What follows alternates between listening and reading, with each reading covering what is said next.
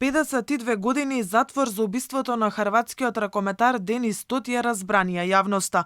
Заслужено или драконски казни изрече кривичниот суд за тројцата тепачи на Тот, на кој од ударите му престана работата на срцето и престана да дише. 4 години за убиство со нож, а 18 години за убиство со клоци. Колку се праведни и фер одлуките на кривичниот суд.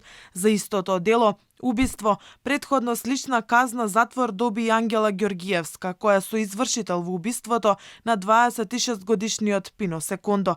19 години затворска казна за Ѓоргиевска беше изречена и при повтореното судење, откако Скопска апелација го врати на повторно одлучување. За разлика од негодувањето и лутината на убијците на Денис Тот, 23 годишната Ангела Ѓоргиевска тогаш пресудата ја слушна без емоции. Убиецот Али Фуркан, со кого соработувала Ангела, се уште во бегство.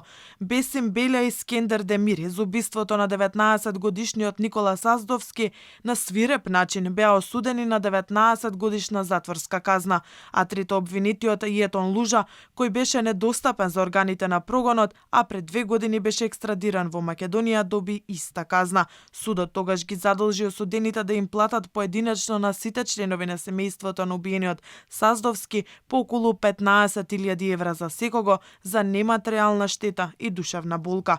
7 години по крадењето велосипед се реконструираше и крвничкото убиство на Ангел Петковски на кеот на реката Вардар во Ѓорче Петров. Со првостепената пресуда тогаш Насер Ештрефи беше прогласен за виновен и доби 14 години затворска казна. Врховниот суд ја укина пресудата против Ештрефи со образложение дека во повтореното судење ќе треба да се проверат динамиката и редоследот на случувањата кои му предходеле на убиството на 18 годишникот. Во повторното судење, казната за убиецот на Петковски беше 13 години затвор. Случајот со убиството на матурантот Петковски е разгоре јавност и жителите на населбата Ѓорче Петров, кои излегоа на протести во 2014-та.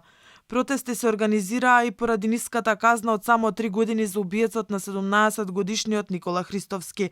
На 19 годишникот кој го прободе со нож Христовски му се судеше за делото убиство во МИГ, зашто законски предвидената казна е од 1 до 5 години затвор. Апелација не се согласи со првостепената пресуда на кривичен, па ја продолжи затворската казна за само 1 година.